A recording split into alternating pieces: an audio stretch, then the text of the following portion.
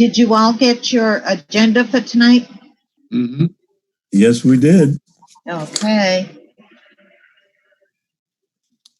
So the first is the review of FY20 expenses.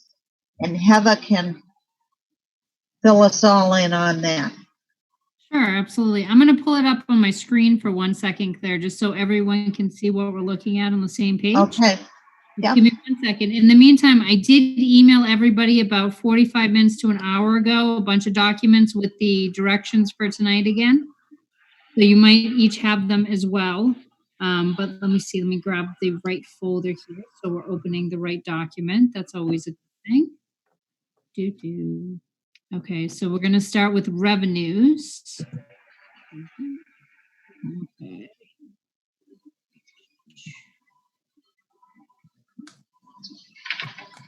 All right, can everybody see my screen okay? Yep. Yep. Okay, excellent. So what we've been doing is Claire, myself, Jean, and Sharon have been meeting on a regular basis. I think we probably did, what, 3 or 4 weeks in a row now, it seems, Claire. It feels like longer. Yeah. Yep. But we've been meeting regularly to try to stay in touch with where we are on the revenues and any information. As of right now, the state hasn't been providing a lot of information as to FY20 or FY21 revenue. Keep just referring to the fact that they're waiting on information from the federal government, like we're waiting from the state to make their decisions as well. That being said, we've relied quite a bit on communicating with other communities and brainstorming amongst ourselves to figure out how to best approach things. The one thing we do know is that our revenues are going to be lower than we likely anticipated because of the fact that a lot of people aren't working and they're going to have to prioritize what they're going to pay for. That might not hit us too hard the rest of this fiscal year, but we do anticipate it will hit us next year. When the current packages of the 8 weeks of unemployment bonuses and other things start to go away. What you see here is this is a form that is kind of breaks down the different types of revenue based on how you see the recap at the end of the year when the accountant, Jean, goes to do it. This is a form I've been using for a number of years. I actually got it from the Division of Local.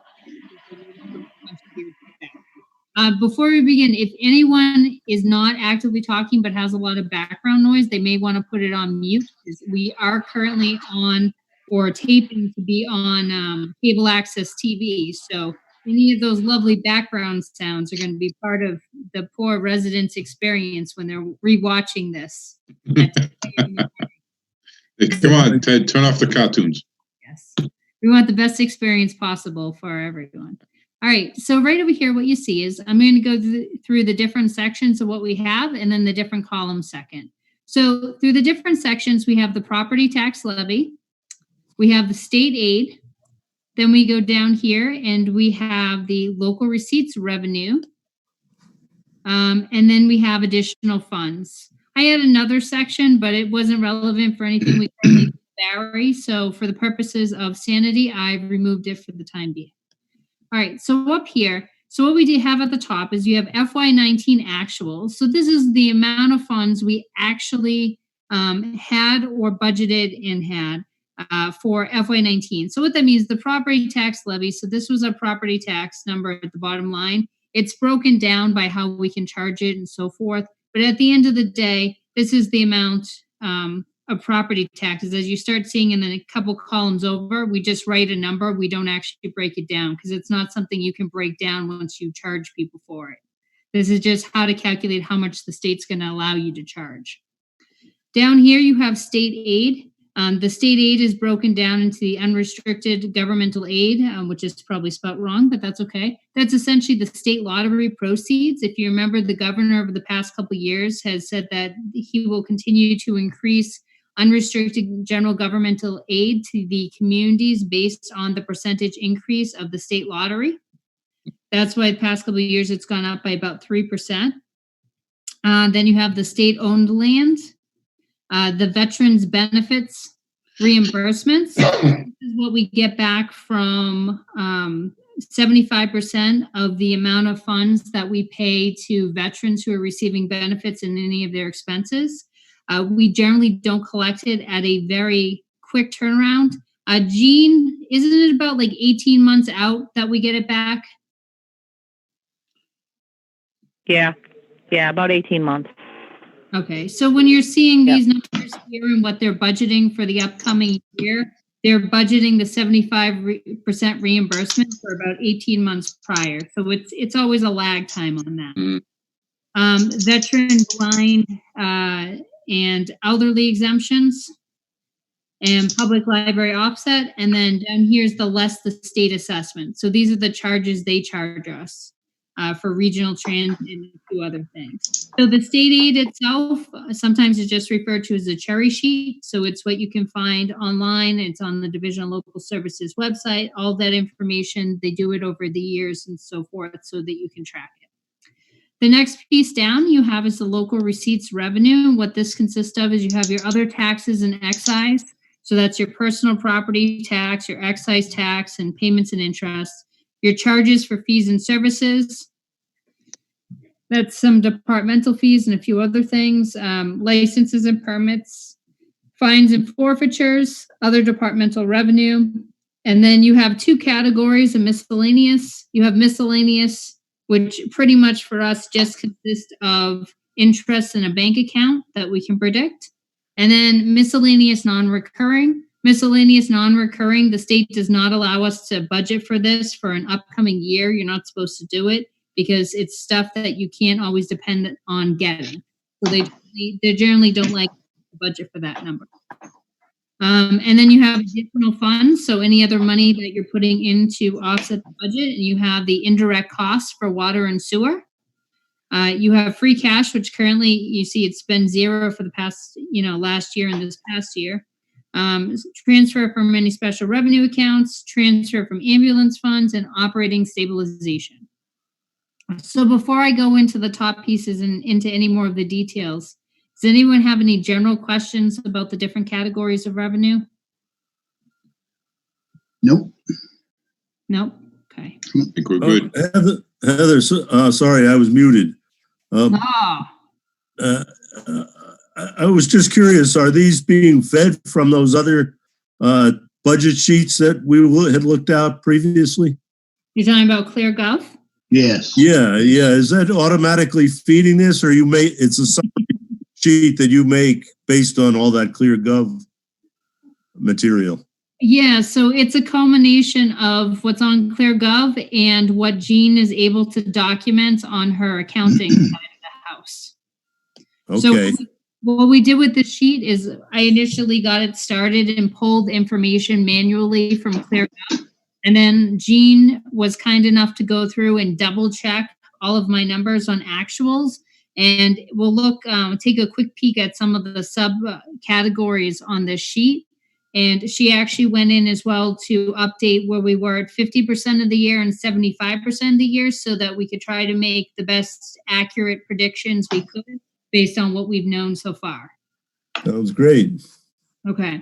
So up top here, we have the FY19 actuals. So this is how much funds we actually pulled in for 2019. For fiscal 20 is the next category. And in this one, this is what we budgeted. So at the beginning of every year, before you finish the budget season, we usually agree as to what the revenues are going to be. Sometimes these get modified a little bit when they go to do the recap based on an updated number for like new growth. That number is usually estimated a lot lower, and then it ends up a little bit higher once they go to do the recap because the number's in at that point. The next category you have here, this is our hyper super duper conservative category, we call it.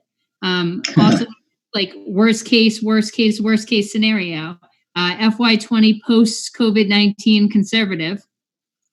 And then today we went in and we added another one called FY20 post COVID, and I call it real. So this is our best guess based on everything we currently know as to where we're going to fare at the end of the day.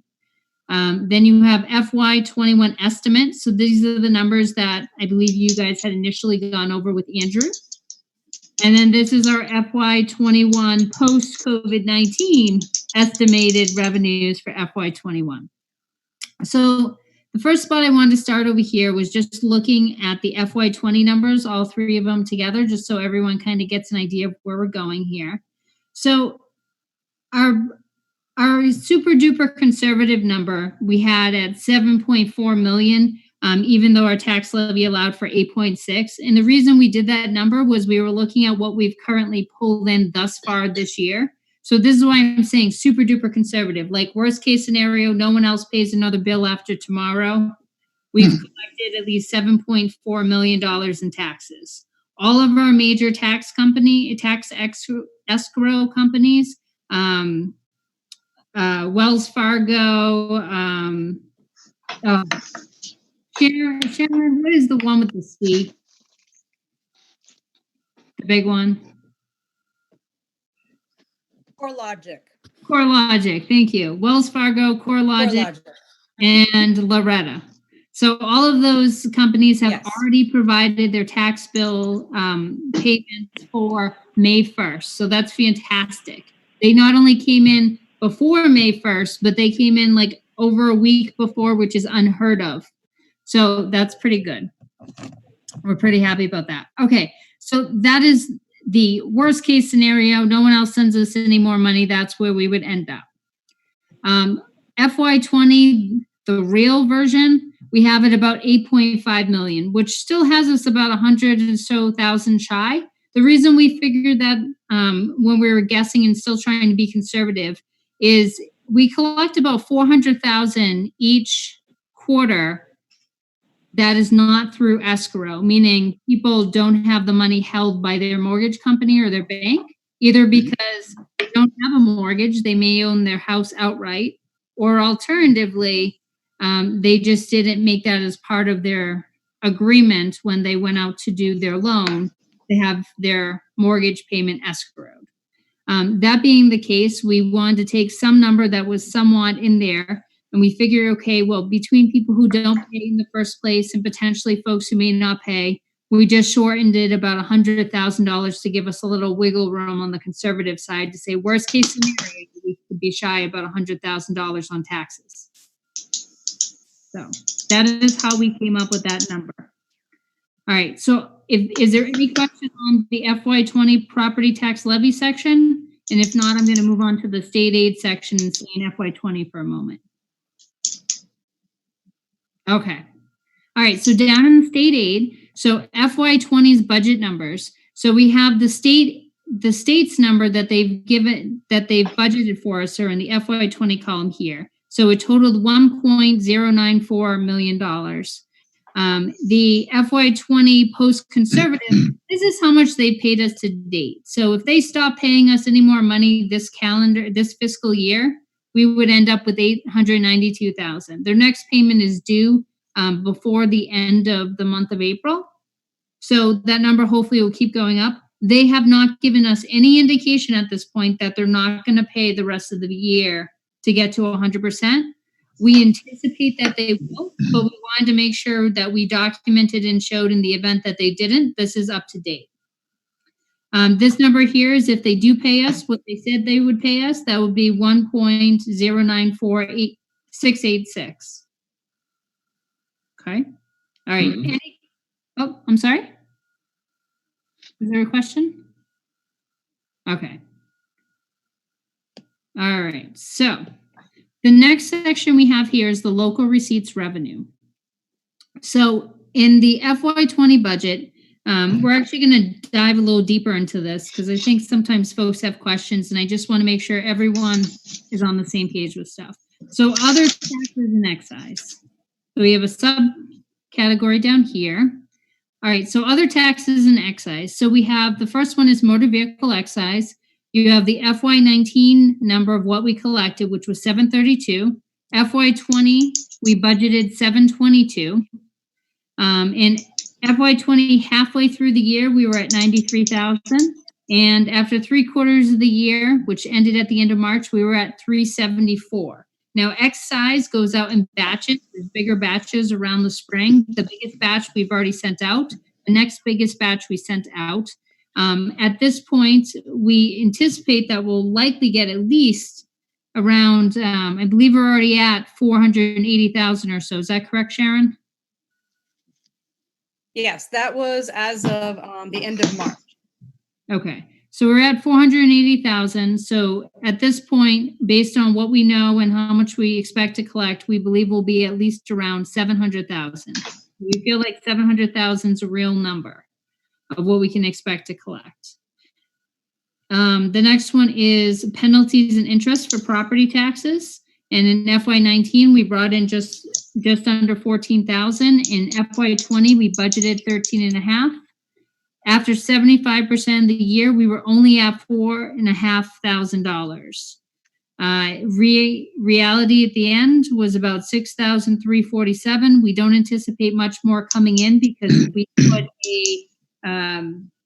we waived all penalties and interest at this point for the tax bills that went out after March until the end of June. So we don't anticipate any more major funds coming in for that category. So we rounded that to 6,500.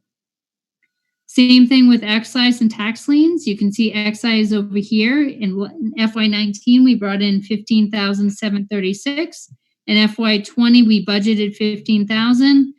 We're doing pretty well in that category though. And FY20, we were currently at 20,000 some change. So we rounded up just a little bit by a couple $100. In the tax lien category of the penalties and interest section, in FY19, we pulled in 32,000. FY20's budget was 26.5. And as of most recent, we were at 44,684. So that did well. We rounded to 45. And then we have the pilot program, which is the payment in lieu of taxes. And what we currently have is we have 4 different payments that we get annually that are part of the pilot program. DCR gives us 186,169. Insight Meditation gives us 20,000. Barre Buddhist Studies gave us 5,000, and Dhamma Vihara gave us 4,000. Payment in lieu of taxes. So that's a nice little chunk. We budgeted a little bit higher than what those numbers added to. I think we might have been looking at a past number. So the total for the year, which is all paid at this point, is 215,169. So that number is reflected in both actuals and reality of where we think we're going to end up at the end of the day. So you'll see here the difference is we believe we're going to collect about 987,000 some change, but we budgeted 997,000. So we think we're going to come in about 10,000 shy in this category. All right, back to this category, back to the beginning here. All right, so that puts us there. The next one is charges and fees. So I'm not going to go through each of the categories in this piece, just this is the overall piece. So FY19, we pulled in a total of 137,000 some change. FY20, we budgeted 127. And to date, we're only around about 83,000. We anticipate getting to, on a good day, about 104, give or take, based on how some of these numbers are pulling. We don't anticipate some of these numbers coming in too much higher. We know some are going to freeze, right? Because we don't anticipate any town hall rentals between now and June 30th. So any fees for that one are coming in. And the other departments have been relatively slow right now with fees and applications because not a lot's going on out there at the moment. Are there any questions on this chart before I move to the next one? No. Okay. So next, okay, this is the licenses and permits. So in FY19, we had pulled in 93,000. FY20, we had budgeted 105. To date, we're around 75,000. And for year end, we anticipate that we're going to be hanging out around 89,007. I'm sorry, sticking with that initial number, 75,968. So where we had got that number is if you look up here, the big one is building permits. So in FY19, we pulled in 44,000 building permits. FY20, we budgeted 54,000. As of right now, we're only at 22,000 at the end of March. Now, the spring is usually a busiest time for building permits because that's when, This year. yeah, but that's the problem. That's what we anticipate. Now, we could be wrong. Some folks could still be doing well financially and have no problem on this and still want to move forward with their sheds and other things that they're doing. But we don't anticipate that we're going to get to 54,000 for building permits this year. We don't think it's going to go much higher than where it is. Hopefully we're wrong. Hopefully the number will come in substantially higher, but right now there's not a lot of activity going on and we don't anticipate it. That being case, we're going to be about 29,000 less than what we had initially budgeted for in that line. That section. More questions on that before I move on? All right, fines and forfeitures. There's not a lot going on in this one at all. This is local and state fines. So this usually has a lot to do with motor vehicle citations and so forth. No big surprise. No one's on the roads right now. So I don't think there's a lot of these being issued, and we don't anticipate, unless there's ones that are out there from a few months ago, that there's going to be much more coming in. So FY20, we budgeted 13,000. FY19, we only pulled in 7,000. And FY19 right now, we're at about 6,971. And unless there's stuff that's coming in that's due from months ago, I don't think it's going to go much higher. Other departmental revenue. We have the contract for the regional building commissioner. This is the money that other towns pay us to be able to pay our building commissioner. We're currently in the search for our next regional building commissioner. So the good news is we are saving a little bit of money right now. Any money that we save will have to be divided and split and passed on to our regional partners as well for next year. Let's see. And then contract for the Hardwick Senior Center. And let's see, early voting. So early voting, they had put in this category and anticipated 4,000. Jean, we haven't received anything on that yet, right? No, not at all. Okay. And we're double checking with Hardwick because we think they might have. Oh, no, that's fine. I figured that out. That's fine. You did? So they didn't overpay us. No, it was where the money was turned over, and then it was misposted. 10,000 of that is for the ambulance in New Braintree. So it's fine. It's fine. Yeah, there was another check attached. Okay. So I figured that out. We're good. Probably accurate then. Yep. Okay. Thank you. All right. Then we have miscellaneous non-recurring. So this is stuff that gets added after the fact. Sale of assets, miscellaneous revenue, and we had the bond collector theft bond from the collector theft issue back in FY19 that we got, that we had cashed in. So that was a while back. Miscellaneous recurring, we have the earnings on investments. Good news is we have a very good arrangement with Athol Savings Bank with Sharon, and they do a very nice job with interest rates for us. So we generally go higher than what we anticipate. So FY19, we had got 18,000. FY20, we only budgeted 10, but we're already up to 28,000. So we felt comfortable with those numbers. All right, so going back to the summary sheet. So that's where we are with the local receipts revenue for FY20 and how we got from one number to the next. You have FY20's original budget for local receipts at 1.3 million. Our super duper conservative numbers, meaning, no one else gives us any more money this year, is 1 million. And our more realistic, what we believe more realistic numbers is about 1.258 million. Okay, so down here, let's see, we have additional costs. We have all the indirect costs of water and sewer and the ambulance fund transfers are right there. And the same number should have occurred right there. Okay. So the numbers are the same on that piece.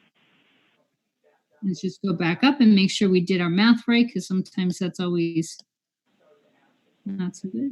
100,000, that's the same. Higher, but okay, we're good. Okay. So, and there's your difference there, which is, does it let me do? I don't think it lets me do live screen time here. So the difference is the $1,732,000 and the 11,526. Which I do not have in front of me. Okay. I did send out a summary sheet, but I must have had the wrong sheet on top because I did not have a number initially. So there's a difference there. Claire, can you run that number on your side? 206,198. Oh, thank you, Jean. I was going to say about 200,000. Okay. So the difference between That's pretty close. what we had budgeted for revenue and what we anticipate pulling in is about 206,198. And hopefully that'll be a little bit less than that, but that's the current number based on what we have. So does anyone have any questions on FY20 revenue, either budgeted or real time?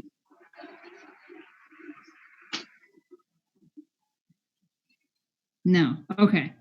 Claire, do you want me to move on to FY21 revenues before we do expenses? Yeah, while we're on this, we probably should. Okay, excellent. And then before we get into the other stuff. Excellent. All right. So FY21 revenues. So these were the initial numbers estimated. The estimated numbers I pulled from ClearGov. So it's whatever Andrew had entered into ClearGov as the estimation. With a lot of work from Jean in the background to make sure we pulled this out correctly, and Sharon. So we have the FY21 estimated and then the FY21 post-COVID-19 numbers. So up top in the tax levy, we left them the same. We weren't, through our discussions today, we weren't entirely comfortable with saying that we were going to collect substantially less than the amount in the tax levy at this time. There's not much information out there. There's a few towns who are underestimating that number slightly. But currently there's not much guidance. It's totally up to the finance committee of how we go on that one.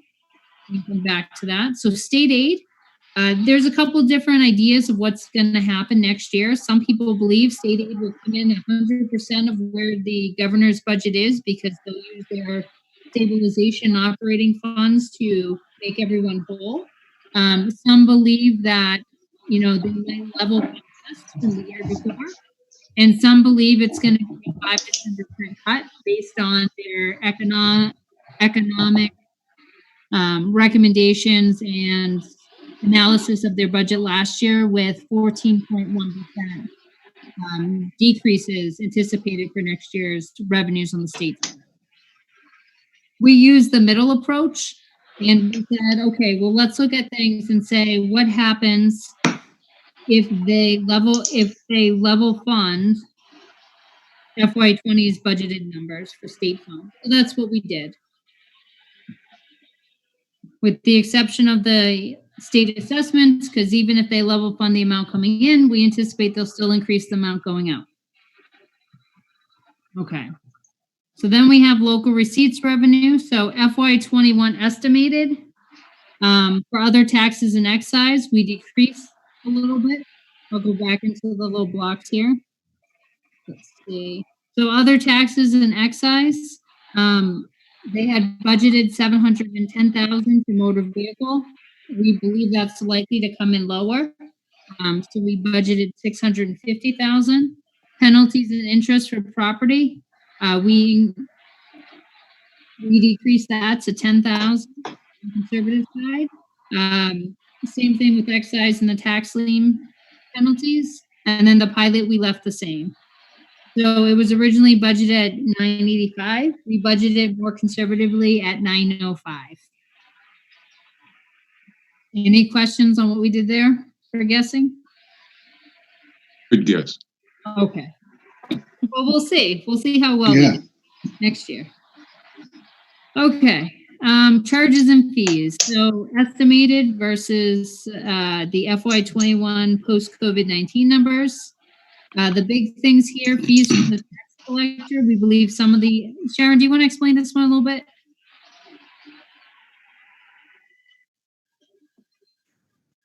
So we are looking at the fees from the tax collector.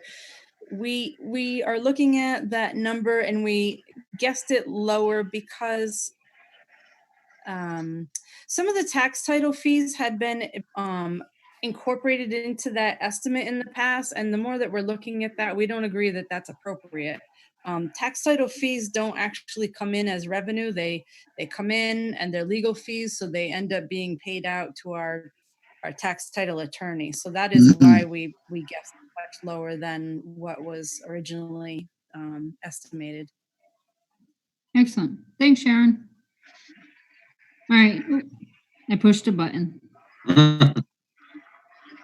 That's always unfortunate when that happens. All right. Go back to the sheet again. Okay, I think I'm back. Can everyone see my sheet again? Yep. Okay. Yep. Okay. I won't use the arrow buttons anymore. Heather, is this spreadsheet something that that you sent us in that email? It most certainly is. It is. It is. I was going to send it as a PDF, and then I figured a lot of you would like to dabble around in the Excel. What's the name? That's the revenue one. It should say something revenue, or it should just say revenue. It says revenue worksheet. Yes, FY 2021. Oh, okay. You find it, Eric? Oh. Yeah, I'm looking at the email you sent that has Barre free cash. Yeah, it's the last one. It's the last one. It's the last one she put on there, revenue worksheet. After proposed buyback. I didn't get that one, I don't think. Well, oh, yeah. I know. I see it. I'm sorry. I'm with you. Okay, excellent. With you. Thank you. No worries. Looks All right. great. So everything else here, there's a few differences. The cell tower lease, we just level funded that with the year before, current year. Police department, this is peddlers licenses and administrative fees. We anticipate that that's likely to stay low. Right now, there's no one driving, so we don't anticipate many need for accident reports. Let's see, fees and fire inspections. Those are continuing. Right now it's at 6,000. I believe they do a lot of those when there's turnovers for houses and sales and so forth. That's when you see those with house sales likely going down. We anticipate that that number will be a bit lower. Businesses will probably still be the same though. Fees for highway, we haven't been collecting much. Those are for driveway permits. Again, we're trying to relate it to the economy. Fees for planning, grave opening, and then RMV marking fees. So these are the fees that people get charged when they realize that they have outstanding excise tax bills when they're renewing their driver's license at the RMV. So we do have that there. And I hit the button again. Here's my thing. So that's what we have for that section. Are there any questions on that? It's good. Okay. So it is down a bit. Okay. Yeah, about 20,000. Okay. The next section we have here is the licenses and permits again. So FY21, we had initially anticipated 89,700. Our revised version, which is more conservative, is 57,750. The major differences here, we dropped the number for some of the town clerk fees, although they'll most likely stay relatively the same. Town clerk fees are like your birth certificate, marriage certificate, and so forth. Let's see, Board of Health permits we dropped. Building permits we dropped. We weren't sure how high those are going to go. Police gun permits seem to be pulling along strong right now. Plumbing permits, we went a little bit more conservative. Same with the electrical and the gas. So those are the major changes in that piece. The biggest one is the building permits. And perhaps we went too conservative at 15,000, but we're just trying to pay attention to the economic at this point. And those two things often go hand in hand.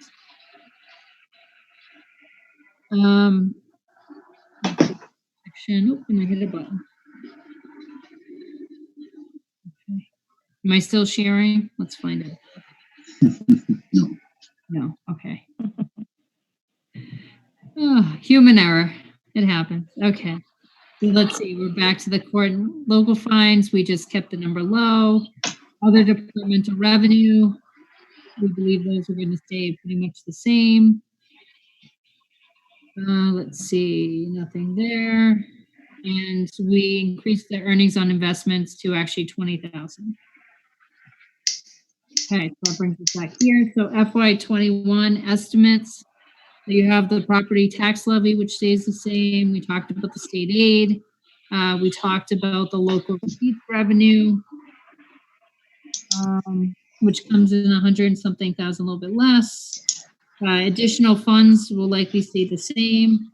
So the difference is a couple $100,000 for the revenue. Claire, what's that number? About 220,000? Yeah. So it's about 220,000 less than what we had started working with ClearGov on to the budget. All right. Are there any questions on FY20 estimate or FY21's guesstimates on revenue?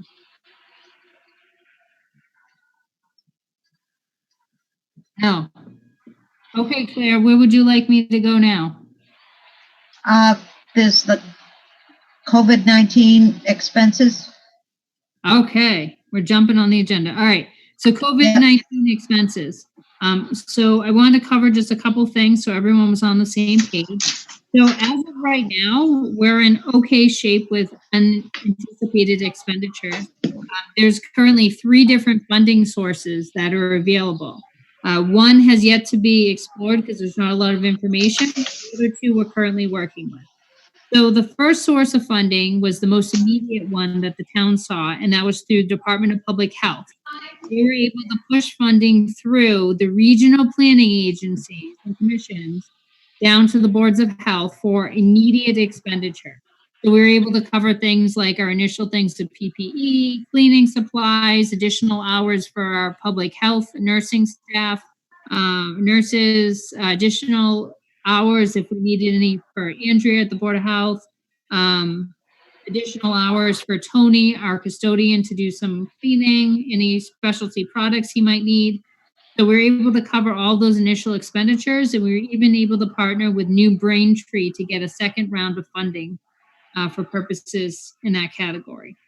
The second set of funding available is through MEMA. So FEMA passes money down to MEMA, and then we can apply for any COVID-19 related expenditures through MEMA. These are usually things that are going to be applied for through the fire department on behalf of the town. These could be additional PPE. This could be for having to put people who usually work, keep them home and quarantine them because of a potential exposure, or paying someone else, any additional other costs that come in. And MEMA will reimburse us 75%, and we would cover 25% of those costs. We currently haven't applied for any of that funding yet. We're just tracking expenses at this point. But Jean has set up a separate account for COVID-19 related expenditures, and Sharon has set up a separate account in payroll for anything that is payroll related to COVID-19.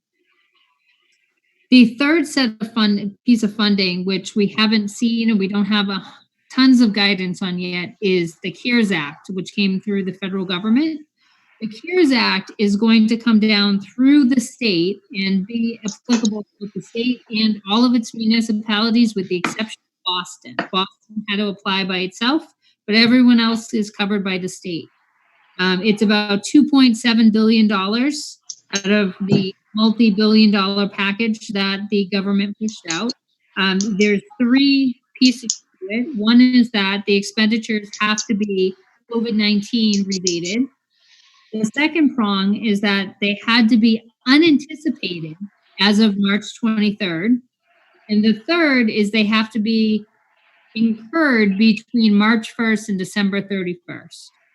So we're working on getting more guidance from the state and the federal government on what that means.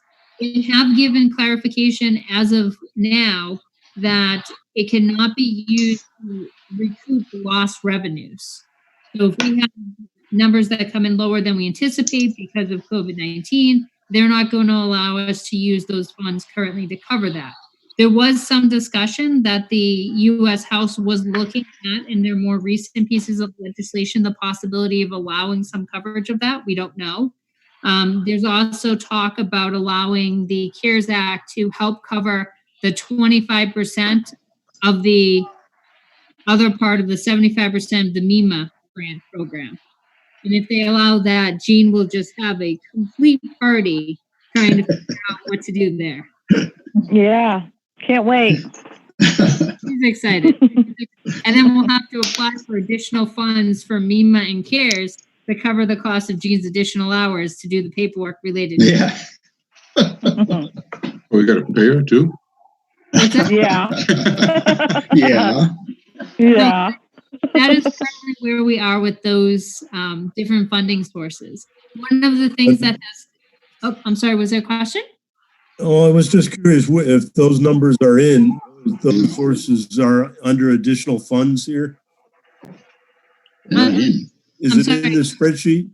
Nope, not in the spreadsheet. It's not in the spreadsheet. I'll stop Okay. sharing so that no one gets confused. Oh, Now you get to look at okay, it. yep. Gotcha.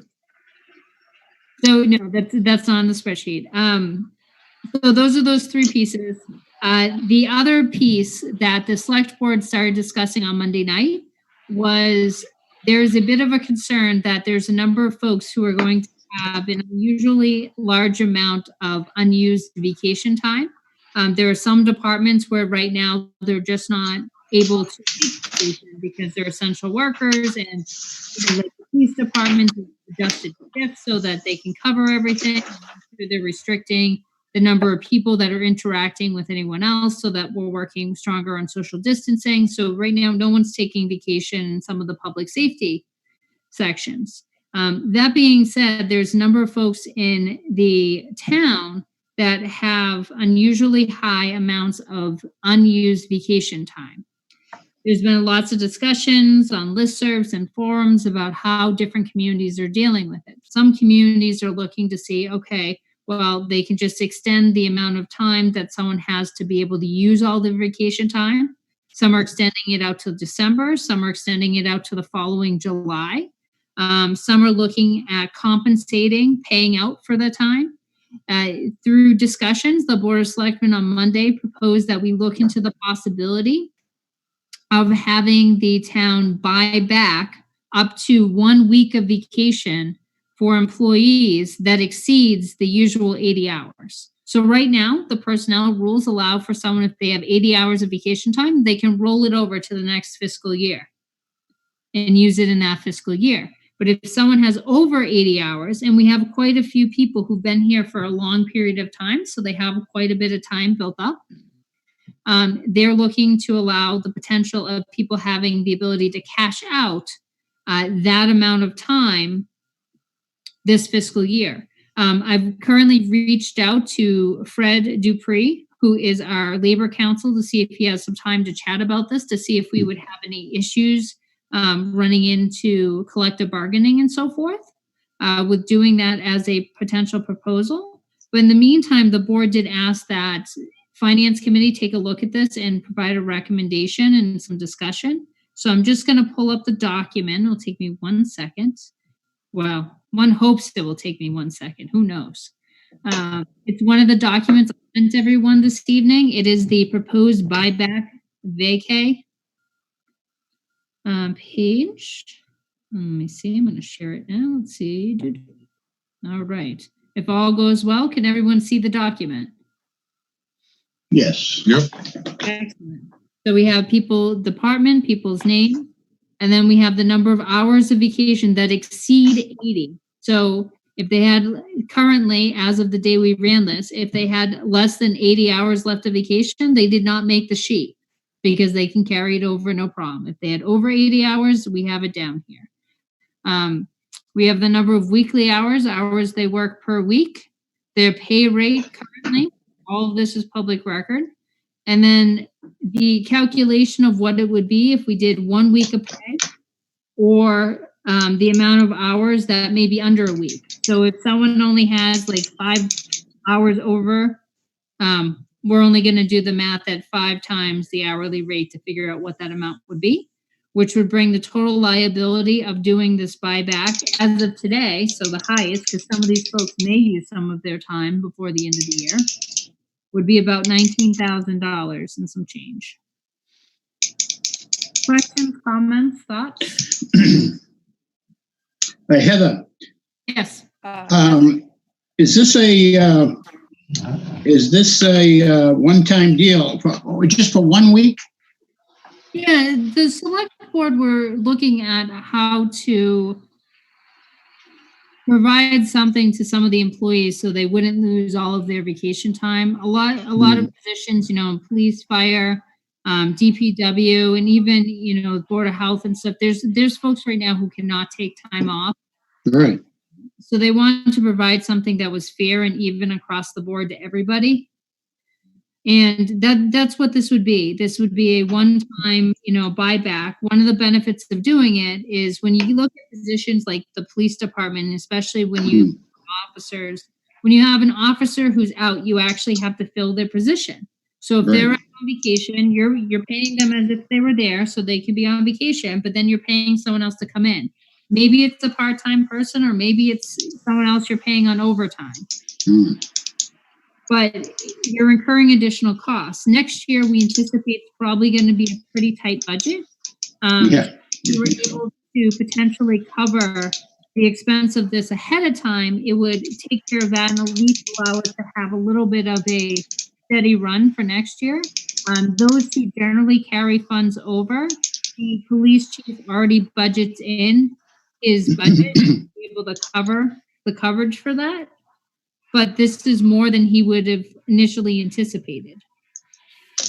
Once again, it's only 1 week that they're able to carry over.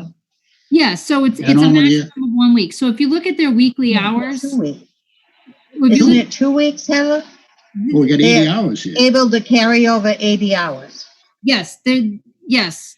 So I get two questions. So yes, so under the personnel rules, one person can carry over up to 80 hours or up to 2 weeks of their normal work schedule to the next fiscal year. This is only taking into account anyone who currently has a balance that exceeds 80 hours. This is only the balance that exceeds 80 hours. This proposal of the vacation buyback would allow for 1 week's working hours, which may be 40, maybe 32, maybe 35, to be paid out, and then whatever else the balance would be wiped. Okay, to be clear, so every year you can carry 80, and that's continuously? You could add 80 every year and not use any of it? Well, you'd have to, so let's say you have someone who's been there for a long time, Brian, right? Yes, right. They've been there they get 5, let's say they get 5 weeks of vacation. This is their first year, they got 5 weeks of vacation. At the end of the year, they didn't use 2 weeks of their vacation. They used up 3 weeks and they had 2 weeks left over. Right. So we get the next fiscal year and they get their 5 weeks on the books on July 1, plus their 2 weeks carryover, so they have 7 weeks. Right. They get to the end of the year, they had to have used up those 2 weeks first. You can't. All right. So you are required to use the 2 weeks up before you add more. That's my understanding. Sharon, is that correct? Yes, they can only carry over 2 weeks into the new fiscal year, but they can't keep rolling it continuous. It's max exactly. 2 That's my weeks. question. With the exception of DPW, they can roll over per their union contract, whatever they have left over at the end of the fiscal year, they can roll it into the next fiscal year, but they're supposed to use up that allotted amount before the fiscal year is up. Does that make sense? Yes. Okay. I just, to me, I'm in favor of people taking vacations so that they're fresh at work and, they really need time off. So I don't know why people are allowed really to hold all this time back. But that's a question for other people, I guess. I think a lot of people, Brian, use their vacation in the spring and the summer. Right. And since the beginning of March, that hasn't been conducive to Right. doing things other than home improvements due to the Right. inability to literally go anywhere. Mm-hmm. Okay. That's good.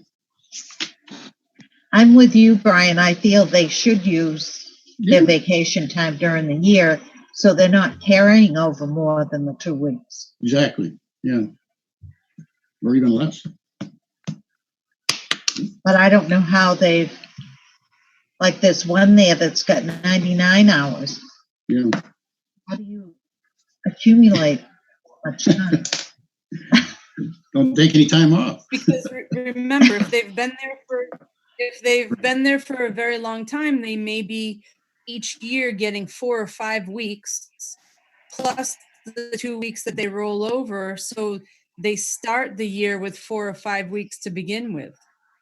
Yeah. And then add on 2 weeks that you rolled. So it can accumulate. Mm. There's no limit as to what they can accumulate.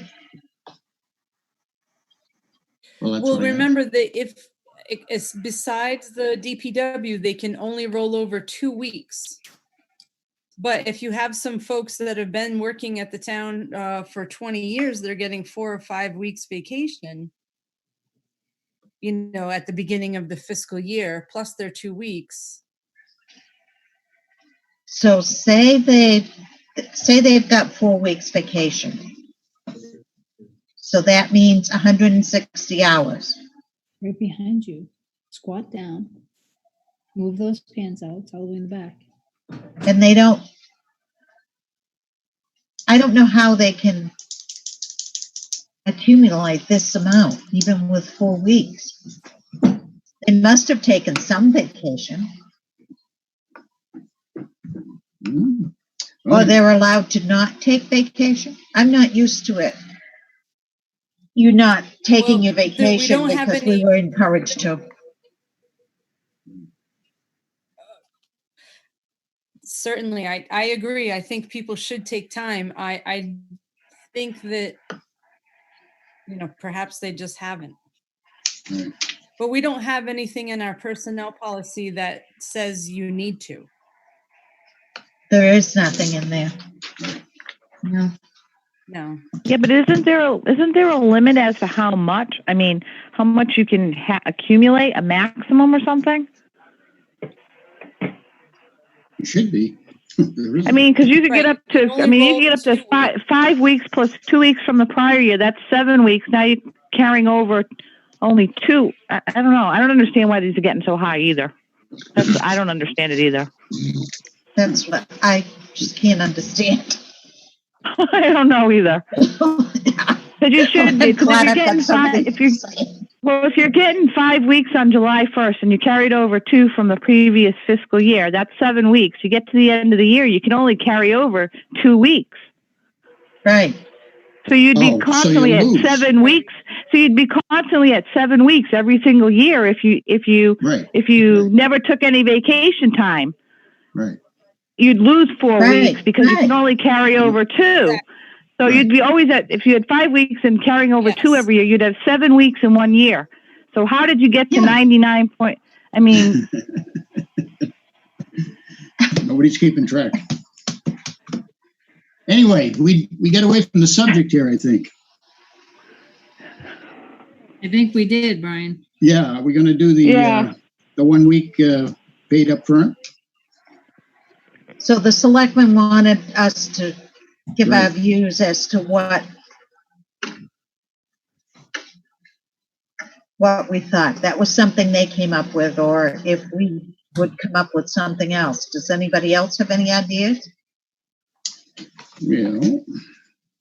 Having 10 minutes to think about it, I really haven't come up with anything in the last 10 minutes. But Mark, what about you? I'm at a loss right now, Claire. Yeah, okay. Well, I'm not alone then. What is the Oh. drawback to extending the time period that they're allowed, that they can roll their time over versus buying it back or extending how much they can roll over? Yeah. So if the concern is a lot with the union employees, or specifically police and fire, because with police and fire, if someone's out, you always have to fill the shift. So you're adding an additional expense, and you're adding an expense at the FY21 rate to cover someone being out. If everyone's lucky, we could probably get away with filling them with part-time employees, which means that the rate is a little bit lower when we have to pay for it. But again, it's not something we've currently budgeted for next year. No one anticipated COVID-19 when they started doing the budgets in January. Although I assure you, starting next year, they will. They'll just start going, COVID-19, additional funds needed.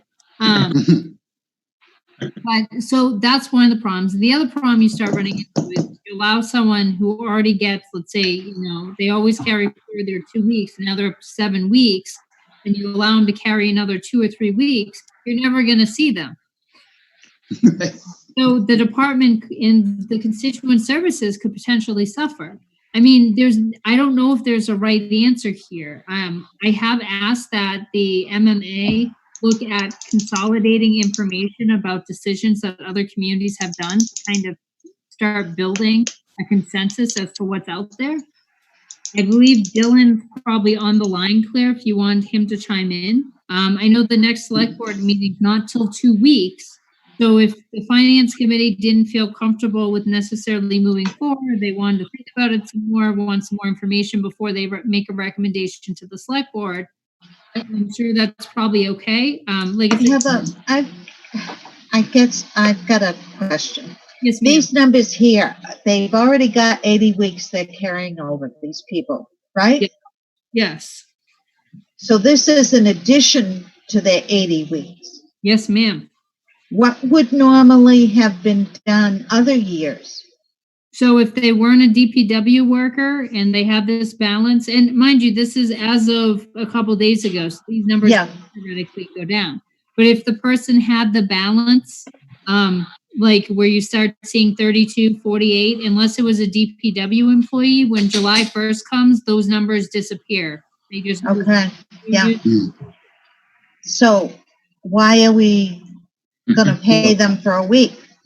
Well, what we were looking at is because folks haven't been able really to take vacation since March, and remember, spring and summer is a busier time, some of these departments legitimately haven't been able to take vacation because they've been given an order that you're an essential employee, we need you here, we're not approving any departmental vacations at this time.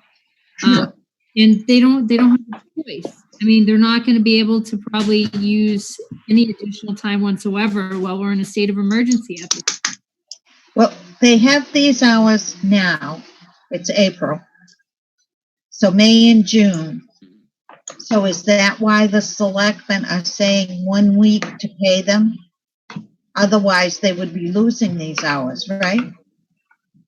Correct. I think they were trying to look at a fair and equitable way, and something that was considerate of the concept that right now people can't take vacations, and a lot of these folks are essential employees who aren't able to disappear for large periods of time or any periods of time. But Claire, like I mentioned, I think Dylan's on the call with us. Yeah, if he could fill us in on something. Dylan, could you give us what you, as a representative of the selectmen, what their feeling is?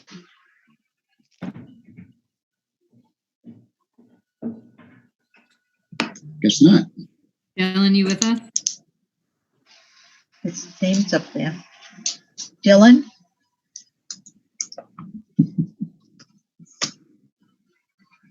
He might have got bored of us. Yes, I'm sure he did.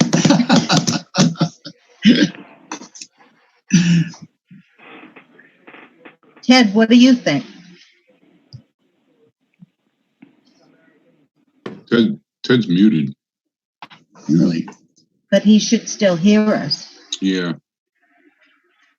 Ted, Or Eric. unmute yourself. We can't hear a word you're saying. You're muted. There you go. No, Is that better? That's better. Yes, There you that's go. Is that better. okay? What do you think? I think sometimes some people end up carrying a lot, and when they retire, they get a check. And that may be some of the planning on some of the way these people deal with it, okay? So a lot of times you hear of government employees, when they retire, they have 3, 4, 5, 6 months built up. I don't know how that works out, but Well, I never these heard of people them would ever lose losing theirs. it. So, yeah, it can't work that way for these guys. So Right. They lose yeah, it. I'm saying is if they're going to lose it because we made them stay there, we got to do something about it. Yeah. I think Right. whatever makes sense.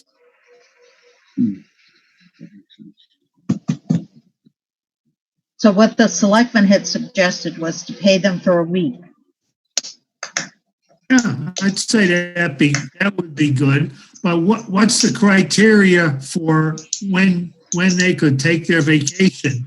Has that been decided now? Can it change? Would they still have an opportunity before the end of the year to take it? Not right now. well, Who knows what June might, they might be able to take something in June. But essential workers don't mean you can't take vacation. It means you're okay to go to work. But like, it doesn't mean that That's you my can't take feeling. vacation. It's going to depend on the department. So departments do have the discretion to put in a departmental policy that they're not approving any vacation right now. Like, if you think about it, we have Andrea, who's for the Board of Health and Building Department. She's the only one, and she does all the day-to-day operations. She handles the phone calls, and she's a huge, important person who's currently making sure that everyone's connected between the building department and the health agent and the nurse. So if she were to take vacation right now, this wouldn't go over smoothly. We have no one else with her knowledge to back her up. If we had our municipal custodian, who's currently the one who's holding the ship together and sanitizing the places like the public safety building and the fire department and the Henry Woods building, so workers can come in safely. If he wasn't able to come in, or if he went on vacation for 2 weeks right now, this would be a problem, right? So there are some people that the concept of essential workers, it really goes to the extreme of, we need them to show up every single day and not be out on vacation. Heather, that's like the police too, because the police chief said if he gives someone vacation, he's got to fill the spot with somebody else, and it's going to cost more money. Yes, and also the concern on his side is he's been working very hard to make sure that people are working in teams so that people are minimizing the number of people that they're coming into contact with.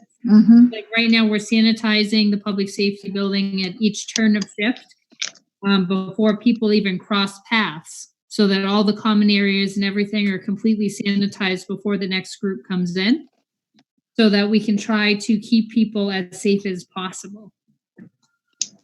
Well, I guess, Claire, the one way to look at it is if they're not taking vacation now, we're not paying the extra people to cover for them.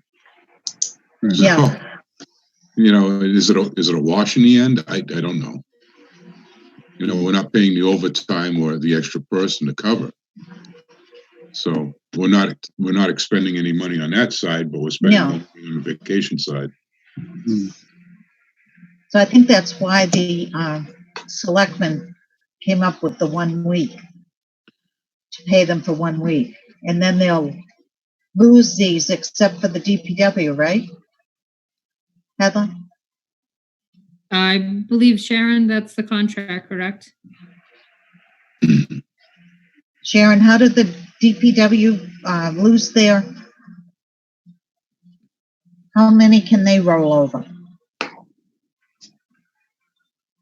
So DPW, per their contract, can roll over at the end of the fiscal year whatever is remaining at the end of that fiscal year. Okay, so So they if can roll Joey everything. has they can roll it, but they're supposed to use whatever they roll is supposed to be used in the following fiscal year. Yeah. But then keep in mind, they're rolling whatever amount of time, plus they're gaining their new fiscal year hours. That's how these folks get so many hours. If you have someone who's been there 15 years, 20 years, keep in mind they're getting 4 or 5 weeks vacation at the beginning of every fiscal year, Yeah. plus the 2 weeks they roll. That's how these hours are adding up.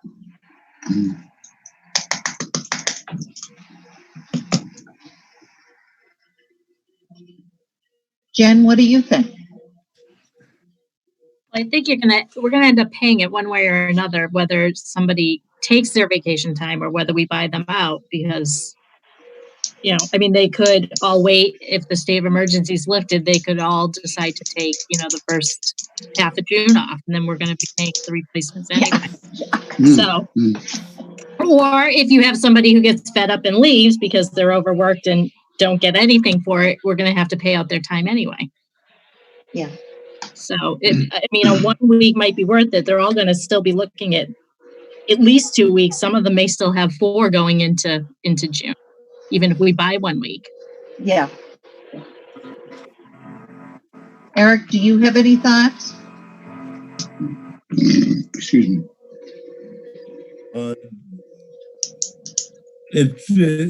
Is this something that would only be for this one occasion, or is this going to be a policy that would be in place all the time?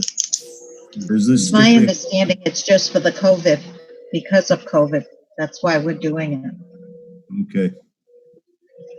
Well, you'd have to be careful that it stays in the policy that become a normal thing, maybe. Yeah. I don't know. But what about that, Heather? I wouldn't think it would set a policy. A precedent? No, it shouldn't. It should be separate. I mean, remember, I still need to run this through Fred Dupree and see if he has any objections or concerns with regards to the collective bargaining units. Yeah. I imagine most people are probably on board with the concept that they would like to take something, especially with the part of economic times ahead. People are probably very happy to say thank you for the cash. We'll utilize that.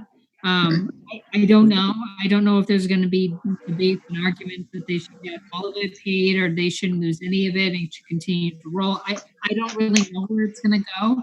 I think it's just the select board's best attempt to try to come up with a direction for a solution. And like I said, I mean, they're not meeting for 2 more weeks. So depending on when the finance committee believes they can meet again, maybe this is something everyone digests, thinks about. We look at some more, you know, comparatives with the other communities and see what they're doing, and we come back and we discuss it next week. Let's do that. Are they also going to think about writing something into their contracts about another pandemic, or if, you know, if there's another state of emergency? I mean, as crazy as it is, depending on which news source you're listening to, they're expecting the virus to come back in the fall. So you know, if it is similar or worse, because it'll coincide with the flu, is there going to be another state of emergency? I know you're only midway through your fiscal year, but are you know, what happens then? Yeah, I don't have the answer to that question. I would guarantee that, you know. Nobody does. I wasn't expecting an answer, but I think we have to think ahead. We're going to be in the same position next year, where now it's been, you know, November till March. We've now put somebody in a state of emergency. That's a half year that they couldn't use their 7 or 6 weeks that they have already accumulated. It's a mess. Yeah, and I mean, we've only completed the DPW union contract at this point. We haven't done the police departments. I imagine that there'll be COVID-19 pandemic / other to come related things that will come up, because there usually always is when something like this happens. Yeah. I don't know. I mean, same thing with doing the revenue. Like, it's best guess. We don't have a lot of guidance from the state. There's not a lot of predictions. I mean, we're listening to things and they're talking about the schools next year and, you know, making sure they have enough distance between people and are they going to be able to go back to full classroom sizes, split classes. Like there's lots of unknowns on this end, right? Lots of Sure is.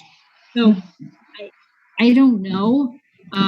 If anyone has any other ideas or thoughts of things to look into, I mean, my biggest concern is making sure we keep up morale as much as we can, and we also take care of our employees the best we can.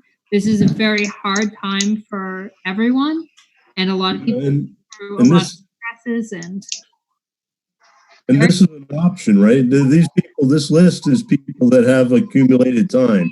Everyone that works for the town that has accumulated time, and some of them won't use it, I guess. Some of it's up to the employee's option to take this money or use the vacation. Is that how it? So we would only pay, the proposal that's on the table is we would only pay people for the amount of time that exceeded the 80 hours that was left at the end, you know, the last week. So if someone currently has that number at 99, let's say that they're not an Andrea, they're not a police department employee, they're someone who's able to take time. Maybe, you know, Tuesday comes and they say, you know what, I'm going to take this as a vacation day. I'm not going to work today, right? They start using some of their time, they get the number down. And, you know, right now it's currently at 32 and it gets down to 5. So we would have, you know, the 5 that exceeds the 80 is what we'd pay out. So the numbers could adjust. This is, again, we're dealing a lot with worst case scenario today, right? So worst case scenario, based on a 1 week proposition that's on the table, if we were to pay people out as of this week, what numbers they currently have, that's what the number would look like. Yeah. So those numbers that show would go to 0.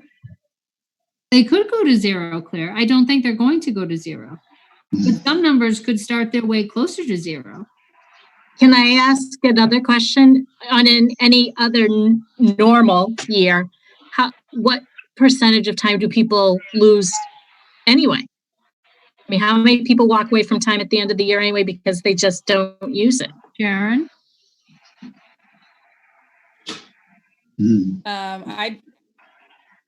I'm not sure how much of that I can answer. I would say that some folks on this list lose time every year. Okay. That's probably fair to say. Mm-hmm. The money would be paid when? On July 1st or 2nd or something like that? The board didn't make that very clear yet, at least according to what I had in my notes. Our anticipation would be that it would probably have to be something that would likely be a special town meeting or a town meeting article to appropriate the funds, because we don't generally hang out with, what is it, like 16K? Okay. Number? I've already moved on, so. Well, Heather, what about, and if everybody agrees with me, we can kind of throw it back at the selectmen and say we need more definite information before we could really commit. You know, when are they going to do this? How are they going to, and timeline. Will their vacation go down? It won't be any 0. They'll just have 80 hours carrying over. Well, I think it falls back to Heather anyway, right, to get the information. So yeah, we'll. So if we get, they were looking. I was at the meeting, selectmen meeting, and they were looking an answer for us. Okay. That yes, we agree with them, or no, we don't. And it's hard to say right now. Well, you know, if Heather can come up with some other information from other towns, how other towns might be handling it, just as a background to make the decision. We need more information. Right. I mean, I'm for paying the people that actually put their time in and don't get vacation. There's nothing wrong with that. But it might be alternative somehow, and it's tie it down too to make sure it doesn't become a policy. You know. Yeah. That's it. That's the one. My point is, this is a very special case, And we shouldn't be thinking some other special case. It's been 100 years since we had one of these cases around here. So I don't think worrying about the has anything to do with this. Should be a one-time shot. Right. Yeah. I hope you're right. I hope you're right. Absolutely. Well, for planning purposes, I agree with Ted. Yes. When you can't predict it. Right. No. Historically, it's been every 100 to 103 years. So let's hope it's not a matter of 6 months this time. Right. Okay. So we're gonna wait. Yeah, Right, I Claire? would suggest that Okay. if everybody else is in agreement with me. Yeah, I'm okay with that. What about you, Brian? You all right with that? Yeah, I'm okay with it. Well, what information are we waiting for, though? Is Heather going to be assigned to look up some other things that other towns are doing, or how are we going to get the answers? I was thinking she was going to Yeah. let the other towns. That's what I thought. She was looking into that for them. Okay, well, let's let that happen then, and then what, in a week, or it's got to be less than 2 weeks? We're going to have another meeting? A short one? Heather, when's the next select board meeting? I believe it's May 4th. They're not having one next week? They didn't. I had initially mentioned to them at the last meeting, Claire, that it might be a good idea for them to have a meeting and check in with the FinCom. But there was no, unless I missed it, I don't believe there was any additional discussion about doing that. So I think. Because I thought Matt said something to me that he wanted some of the finance committee to be there at the next meeting. And I was under the impression it was next Monday. But maybe I was wrong.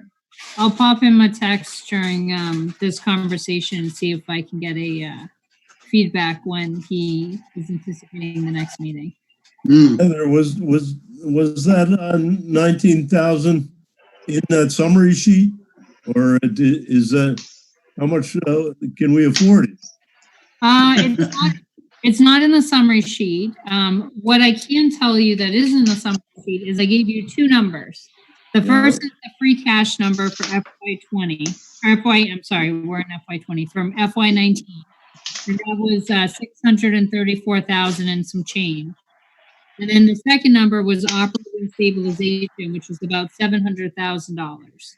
So those two numbers I think are just important so that Finance Committee does know that we do have some funds and reserves. If we, that being the case, no one can predict where we're going. Well, let me rephrase it. I am not comfortable predicting where we're going. There's definitely people out there who will have that for you, but it's not going to be. So I don't know where we're going to end up on all of this, but we do have a little bit of funds to help. That being said, my recommendation would be to try to avoid expending any more than we need to as we move forward, just because we may see something as a little hurdle, and the next couple of months could create huge walls that we never even saw coming. Heather, didn't they say something about free cash for the money? Yeah, so one of the things the select board's been discussing at the last couple of meetings is there are some things that they would like to potentially procure as capital projects or look into investing in for capital projects. We haven't had a full discussion at any of the Board of Selectmen meetings yet. We do have a draft of the FY21 capital plan.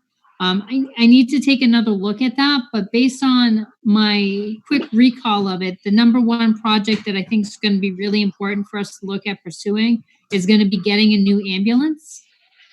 I think that's the number one. That would make sense. All of the things on the list is if we do nothing else to be able to buy a new ambulance, I think it's going to be. So of that 634, I mean that takes a couple $100,000 right off the top. If we were to use free cash for Is that our free cash number?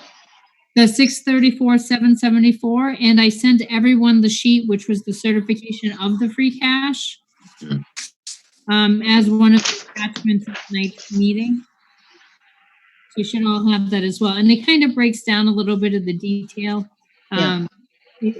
It kind of explains where it comes from. Dean, do you have a copy of that I emailed, and do you have a moment that you could possibly go over that with everybody?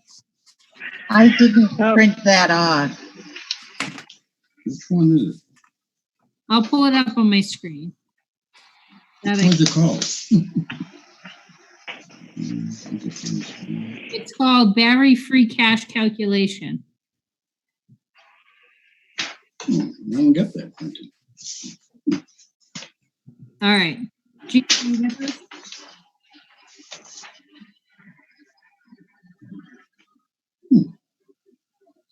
Jean? Yeah. Okay. I wasn't sure. Oh, I'm here.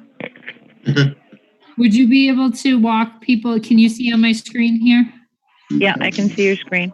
Okay. Would you be able to walk folks through this real quick on just what they're looking at? Yeah, it's been a while since I looked at it.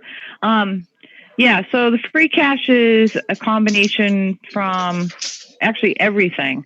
It starts off with the unreserved, undesignated fund balance, which is on the general fund books. And they take out the, they take out the difference of the personal property tax receivable and the real estate receivable.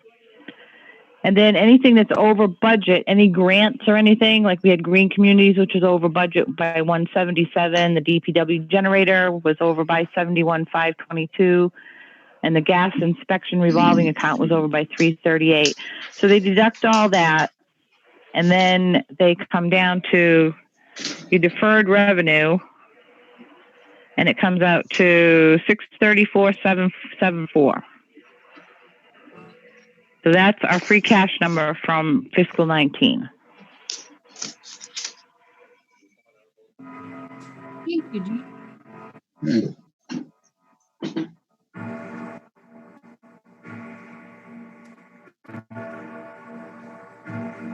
Oh, someone said, Now, Heather, what's that stabilization number?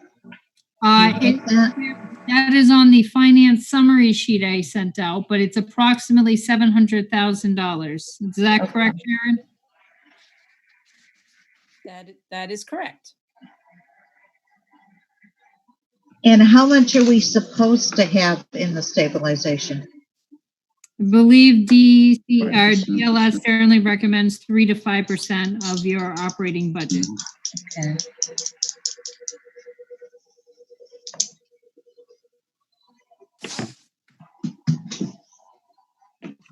Weird.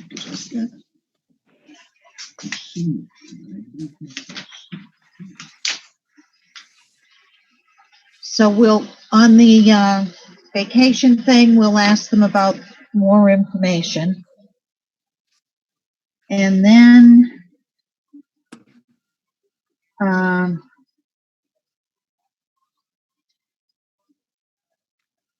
you want to talk about the HVAC system? Sure. I just want That was an unexpected. Yes, I just want to make sure that FinCom has this on their radar. So the HVAC system at the Henry Woods building does not currently like us very much. We're doing what we can do with it, but we seem to keep getting a problem every time we turn a corner. I was able to have a conversation recently with Andrew, and he had said he had been struggling with it for a number of years as well.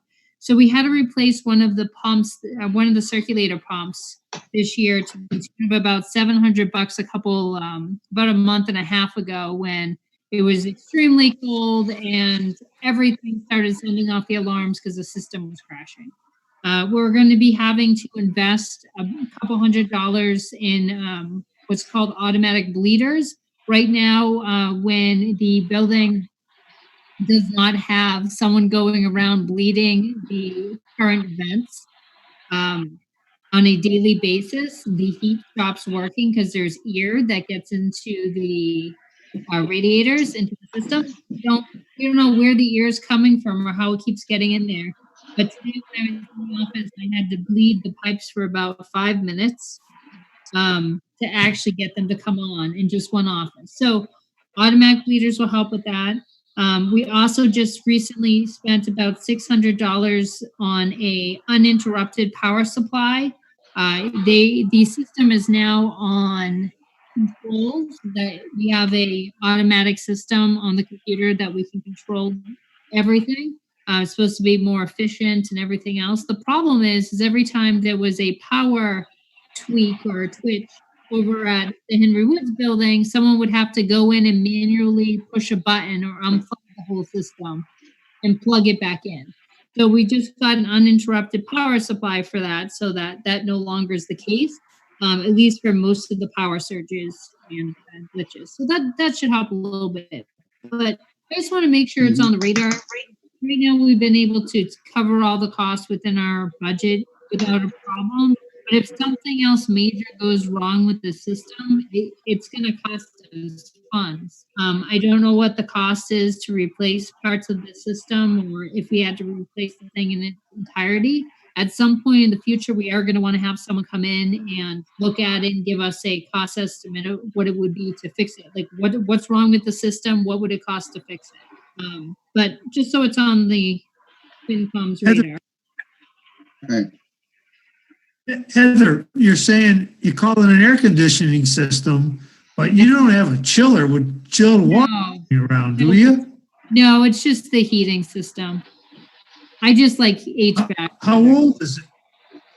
How old is it? I don't have an answer to that question. I mean, maybe it's time for somebody, that engineer, to get in there and take a look at it. Probably is, Ted. Jean, do you have any ideas on the system? I know you've been around for a few years.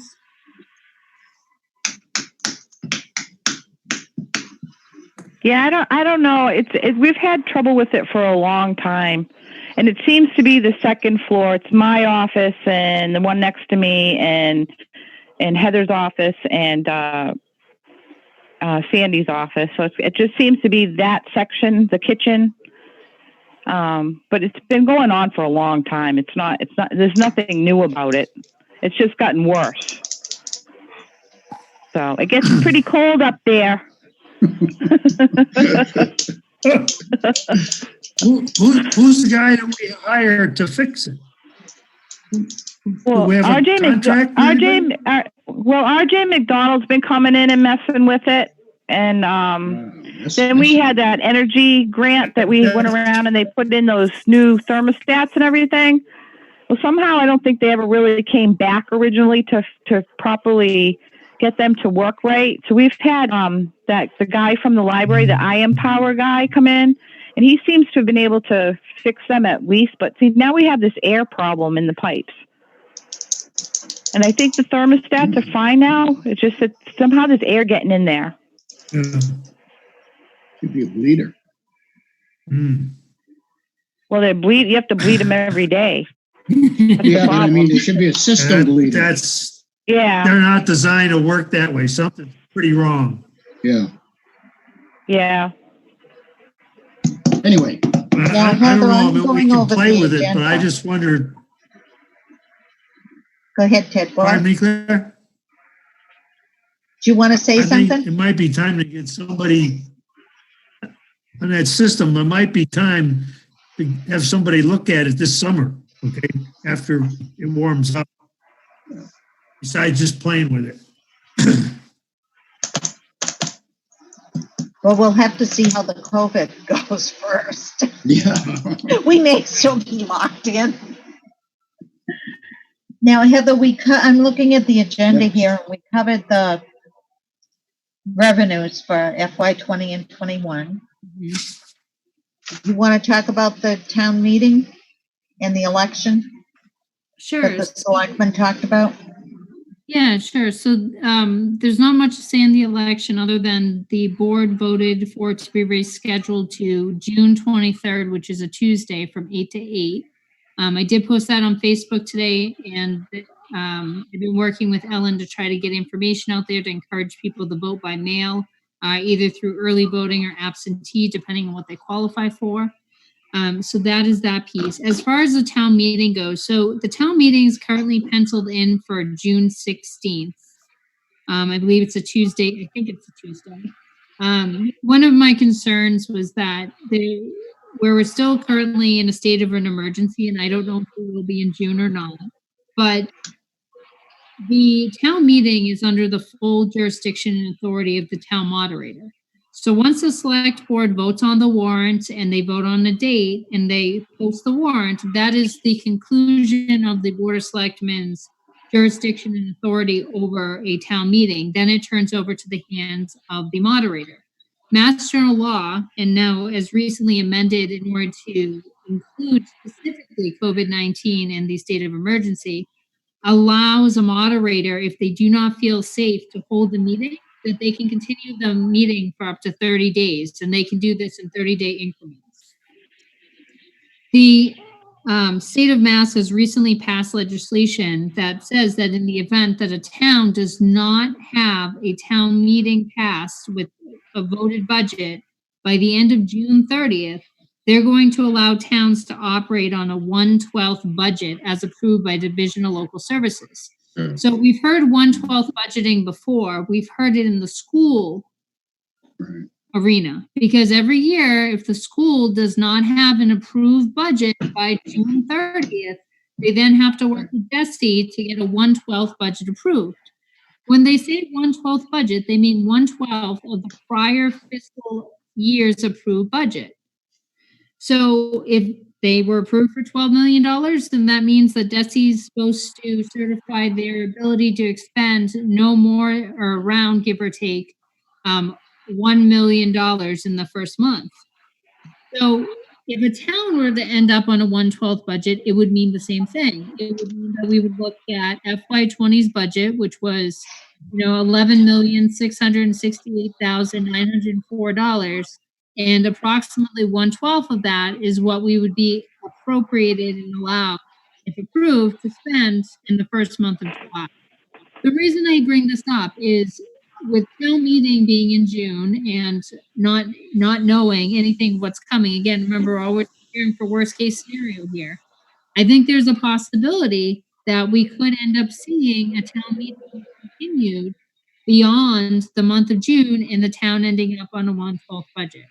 So it's something we started talking about in finance team today, which is Claire, myself, Sharon, and Jean. We try to meet on a weekly basis to stay in touch and go over any crazy ideas or any things we're really concerned about. And that's one thing that we started talking about, because I just want to make sure that we know what that's going to look like if that's a possibility that comes down the pipe. We want to make sure that we know if there's certain expenses that we're not going to be able to pay that first month, or if we have to move things around.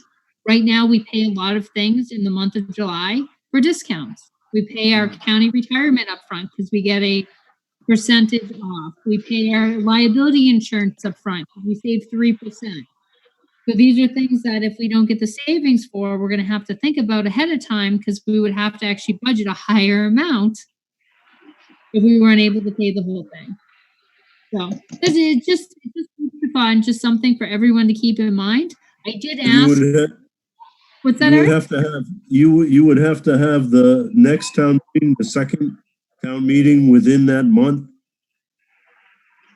Nope. You, generally speaking, what the current law allows is that the moderator can continue the meeting for 30-day increments. So like June 16th, the moderator could say, I don't feel safe based on state of emergency, continue it to, let's say it's July 15th, and then July 15th, nope, we're still in state of emergency, let's continue, and so forth. But we'd still only get 1/12 of the budget. Until it was approved at town meeting, correct.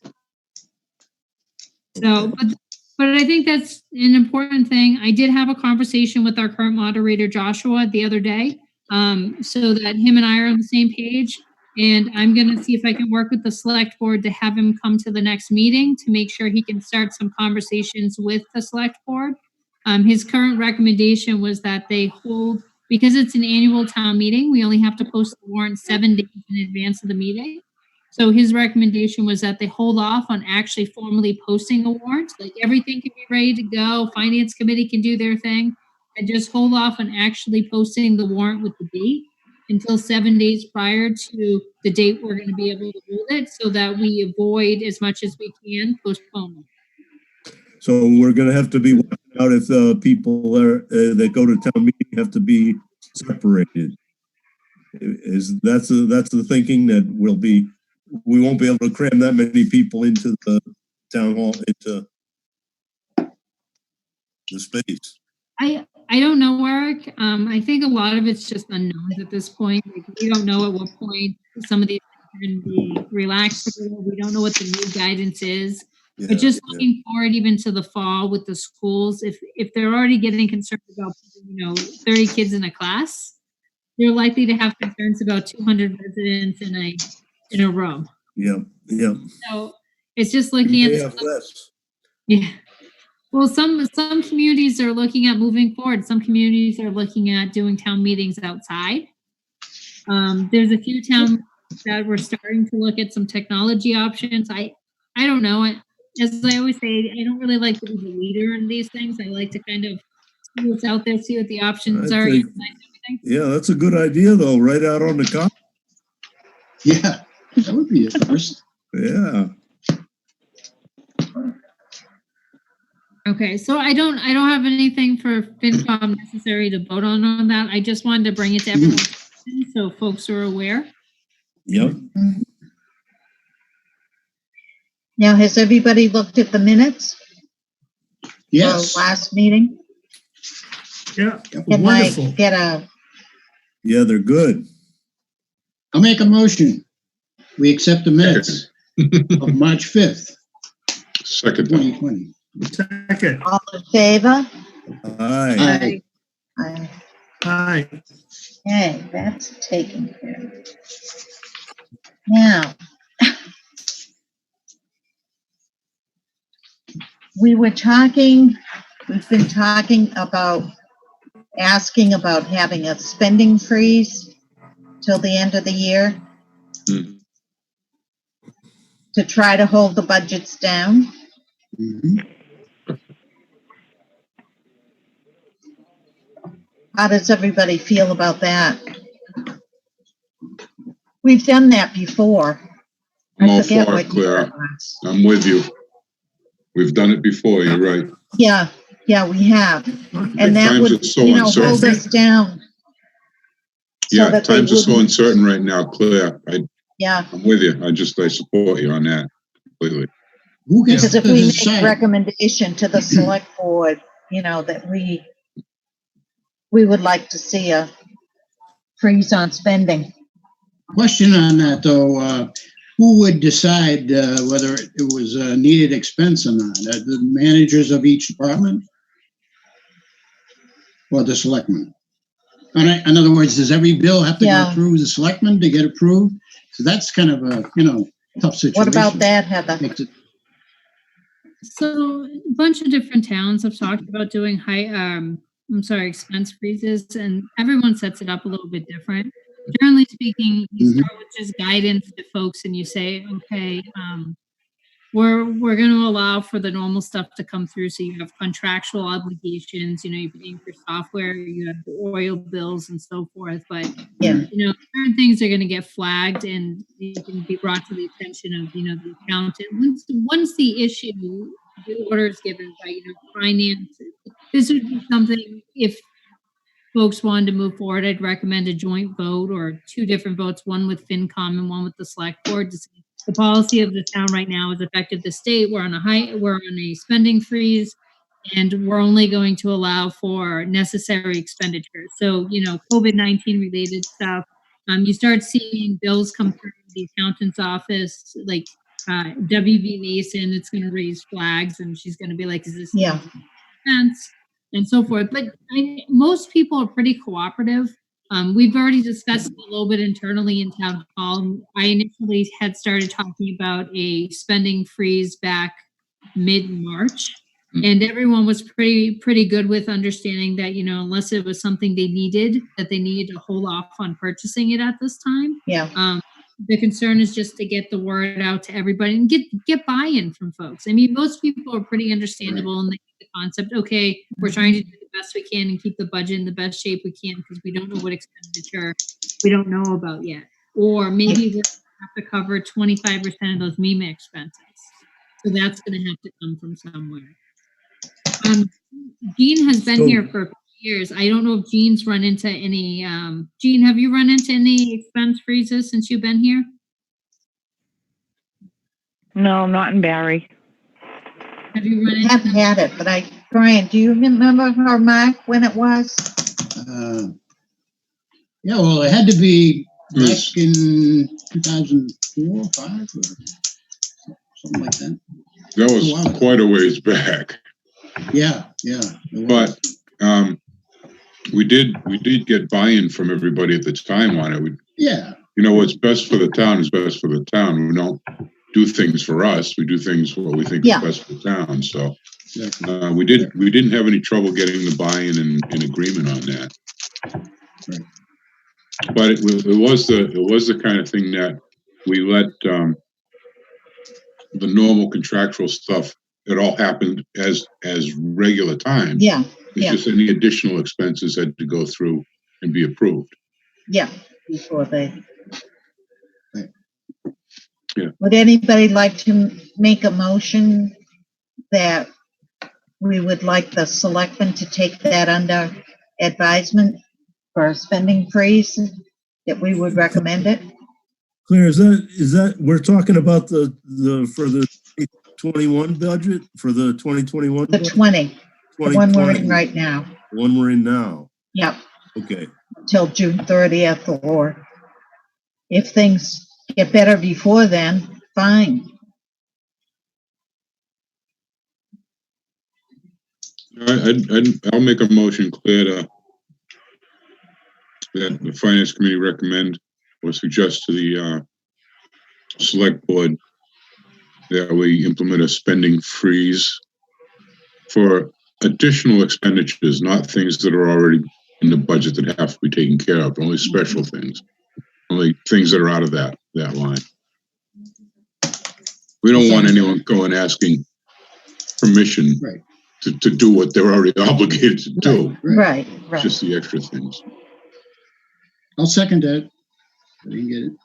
All in favor? Aye. Aye. The other thing that was mentioned to me and I was bringing up was like on a hiring freeze. We do need a build. Which is it that we need, Heather? We need a lot of things, Claire, but who do we need to hire? There was one you said that should be hired. We need to replace our regional building commissioner, and then currently, I believe the screening committee is active on hiring or working towards hiring a town administrator. Oh, well, the second, I think we should go right ahead on that second one. We can just keep Heather. We don't need to hire one. Yeah, why can't we just do that? Right now, we don't need that. I give that an eye. Yeah. Maybe that should be your recommendation. I guess. That could be a recommendation. I have no problem with it. I have no problem with that at all. No, on the first but one. If any other hiring, come up. Well, what was that first one? A building commissioner? Is that a building inspector? That's what is that? The regional? Yeah, so it's the regional building commissioner, Eric. So it's the person, Brianna, who's our regional building commissioner for a couple of years. Oh, yeah.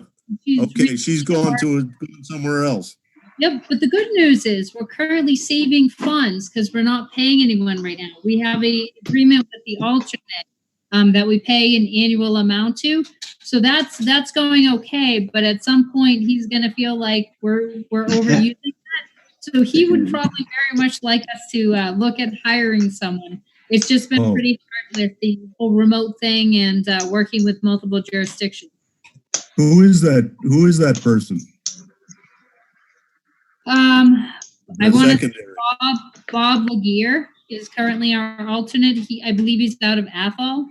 And he wouldn't want to be a permanent. He would want someone hired. Yeah, I think he likes his current job. He did.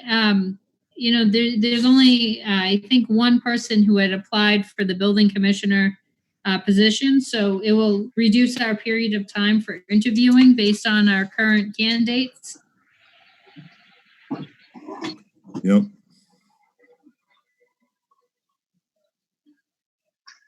So what's everybody's idea on that? Well, we can put a freeze on additional personnel.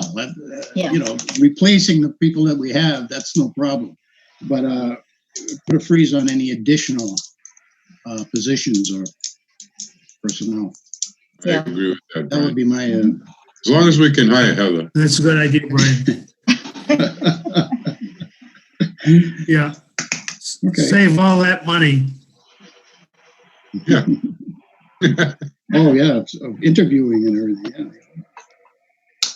Yeah. So can I you- have so the motion for that? Your turn, Brian. Yeah, I'll make a motion that we suggest to the selectmen that we have put a freeze on any additional positions. Except, Well, And now we No, hire we're- Heather. no, we're, well, I don't know if that's our prerogative or not to do that, but I would certainly approve of that. I don't know if we need to put that in my motion anyway. So if I got a second for Brian's motion, Second it. all in favor? All right. I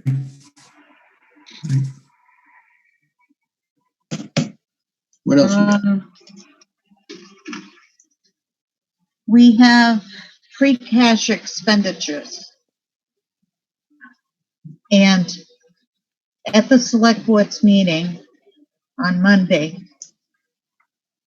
Matt brought up that he would like to set aside 10,000. Correct me if I'm wrong, Heather. It's 100, Claire. 100,000? That's quite a difference. Yeah, okay. For internet access for the town. The rural areas that don't have it. I mean, Ted Street. I guess there's others. And what he said, he'd like to take it Thank out you, of the, Lord. I'm sure there is. he'd like to take it out of the free cash and put it into a fund Mhm. so that it can be looked at as in the future and set aside for internet. Mm. And he kind of wanted a recommendation from the finance committee on it. right now, I told- Claire, I'm not for it. No, Right. that's what I I- told them. we have to It's a make- good idea and it's fine. Yeah. But at this stage, with everything we've got, just We need making to. the budget is. Yeah. Yeah, we need to maintain the free cash right now, in my Yeah. opinion. That's Plus, isn't there some I programs? agree. Go ahead, Ted. I've been looking into that issue, and I went to Donnie Berthium's office, and they gave me a couple of names to call, because there's a lot of people like me. I'm 2 poles away from Hardwick, and I'm 2 miles away from Barre. And the $100,000, only the good Lord knows whether you can do anything with it. But I can't see putting 2 miles of line for me and there's other people like me that it doesn't make any financial sense to run those lines just because I'm in the town when you're close to some other ones. Because Right. Berthium's said there's a bunch of people like that all over the place. So I think we need a lot more study before we spend money like that. Well, Matt's idea, he wanted to set it aside to be used in the future for that. But if you set something aside with a name on the account, Right. I don't believe you can use it for anything else. right. Without a special. I mean, see, you'd have to look into the contract. What is the people that are in the cable business, what's their contract? What are you going to do? Give them more money to put a line? I think there's a lot of issues to deal with that, dog. Yeah. Next year. We'll look at it next year. Putting it on. See how it's going. Good idea, Brian. I'm for that. You're going to need Heather, that what do you think? $100,000 in the budget this year, next 2021. Yeah, I think so. I think it's going to be rough. Yeah, Rough going. absolutely. Yeah, we've got a lot to deal with right now. I think there's a lot of unknowns coming up, and I would just Yeah. err on the side of being overly conservative. I mean, the Me revenue too. we're projecting, we're trying to really hold back and say, you know, worst case scenario, and then what we think most likely is going to happen. And looking at all these things, I mean, I would hold off on as many things, expending out of the free cash as possible. We don't know what's coming. We don't know if there's going to be a second wave or additional costs that we're going to incur, or even at the end of the day, how much we're going to end up being expected to come up with for the MEMA match. So I would just keep as much Right. freely available as possible. Coming out of this, I agree with it could, yes. Coming out of this, it could be very well an issue statewide, and there might be some grants available to expand it. Because I mean, a lot of towns on the Berkshires are having a problem with doing school because they don't have the connections. So, Right. hopefully, Yep. might be some grants. You know. Well, the federal government is, if they go for the number 4 bill, I think it is, that included internet for rural communities. There was going to be monies put in there. Right. So if the sense of us federal putting will do it, 100,000. why should we? Well, might be less expensive. So ours is a kind of no, not this year.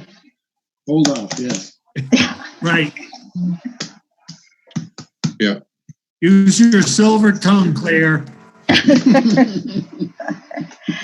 Now, to look at our future of our departments for this year, we probably want to have some of them in to talk. How's your feelings on that? We've only got like a little over a month. Right.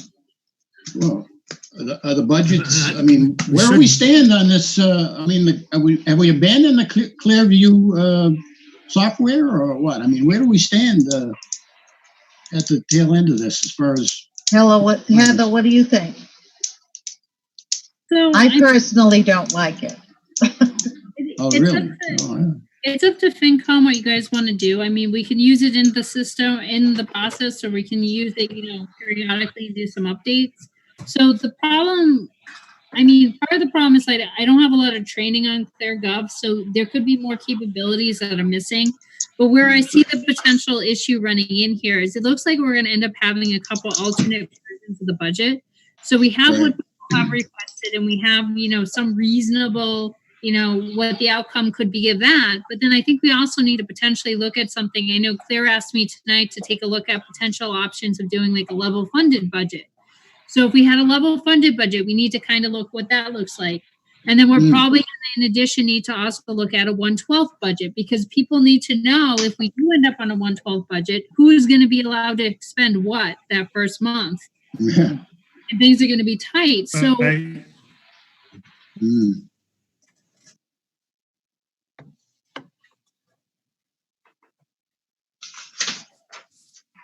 I guess it just comes back to, you know, what tools the FinCom feels most comfortable using. The ClearGov is nice in the concept that you can kind of see comparisons. You know, it really helps the third party or the resident or constituent out there to be able to look and kind of compare things apples to apples. I think where it becomes a little more difficult is without, or at least right now for myself, without enough training on the ClearGov system, it gets a little frustrating. Like I was trying to pull numbers from it today, but it already combined certain departments together, and which is okay, and it's something I would naturally do as well. But when I was trying to look at when they were apart, I had to do a lot more manual calculations. Yeah. Well, we want something that the financial departments are comfortable with, that's for sure, and easy to work with. But I mean, as far as calling in other people, other departments, so we're like $200,000 under right now, over. Yeah. Yeah, I think it's about that. Around 200,000. So, I mean, is there certain departments that showing a budget that's over their last year's, then we might have to talk to those people. So one of the documents I did send everybody today was the expenditure sheet, so I can pull that up on my screen as well. I think I called it expenses, probably. I try to call things as basic as I can so I can find them later. Wow, that's a good idea. Yeah. Doesn't have always, anything. but I sure try. Okay, let me share this page for a second here. Share screen. Expenses. This one. Okay. Can you see my screen again? Yeah. Yep. Okay. Yeah. So, budget 21. Okay. yeah. There So it is. what I did when I we were chatting with Claire earlier, is she had suggested that there were a few folks from FinCom who had asked if we could look at what a level funded budget for next year would look like. Okay. So what I did is I went through and I took, all the different departments that we currently have on the expense sheets that Jean sent. Now, mind you, this is a draft, so it's very possible we could have missed something because we did this in a matter of an hour. So we would need to double check this, but this is just kind of an idea. So you have the FY20 category. So this is what is currently was budgeted for every department. Now this is just the bottom line department. So if you see select board, that means select board stipends and expenses. If you see, police, it means the police chief salary, the admin salary, the expenses, repairs, all of that. So this is the bottom line budget. So FY20, you have the amounts you see going. FY21, I went into ClearGov and I pulled out what the request was currently for every single department. That's what took a little bit longer. And then here, that we level funded it, presumably most of the time it means you're just taking the FY20 number and moving it over. There were a couple things that I highlighted. Things in red were numbers that are higher than what the level funding is, but I thought they were something that we're probably going to end up having to meet anyway. And then the green numbers are something that are lower. So I can take a few seconds there if you want to just kind of run down the sheet of those differences, just so people know what they're looking at. Yeah, that would be good. Okay, so the 155. Oh, is there a question? Okay. So the 155 data processing line, you see 15,800, which is the requested number. So the data processing is our software. It's the software, it's the data, it's just the price of the expenses of what they charge us to be able to function with those pieces. Down here you have zoning board. So the zoning boards actually would be a savings over last year, because it does not include the economic development director position that we had as a regional program as part of the grant last year. The ambulance is a little bit lower because there was one item that it was on ClearGov. I think it was only like 4,500 this year, and last year was like 11,000. So it was a reduction. Let's see. And then down here you have county retirement. County retirement is just that. They give us a number. We don't have a lot of flexibility on whether we're going to pay the amounts in full or not. Health insurance. The health insurance one I've only penciled in there. It could be a little bit higher, a little bit lower. I have to work with Sharon some more to get the numbers right. I was still using Andrew's number that he had guesstimated. General insurance is a little bit higher. It includes quite a few things in there, but that's the calculation of how much we have to pay to be insured. And then you have the debt principal and the debt interest, which are mostly in advance. And that amount is a little bit lower, so you do save 1,000 or so. So if you look at the bottom line, so the bottom line in FY20, we had spent 11,668,000. That's what we budgeted for. Our initial requests from departments, now these are things we hadn't completely gone through all of yet, were about 12,321,000. And then what the level funded with those couple caveats would be 11,670,000. So the things to keep in mind in this is there's currently a mix of numbers, And what I mean by that is when it comes to payroll, all of the departments that we have currently gone through in the request column reflect a 2% increase for people's salaries. The police department, the DPW, they did not budget in as far as increases in their collective bargaining agreements. So any of those increases were originally captured with some additional funding in the select board line under expenses to be appropriated later after approval of the contracts. So that's not reflected in the FY21 level funded section. And then the school, so this would be the level funded amount of what we paid last year, the 6.1 million, but they've currently requested 6.5. That includes Quabbin, Monty Tech, and the debt for Quabbin. In one of the sheets I sent out today, it was the summary sheet. Let me go back here.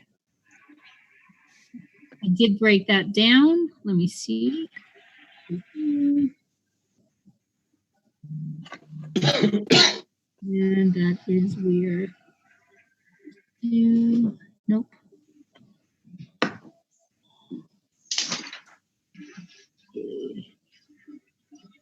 Okay, can you see this sheet?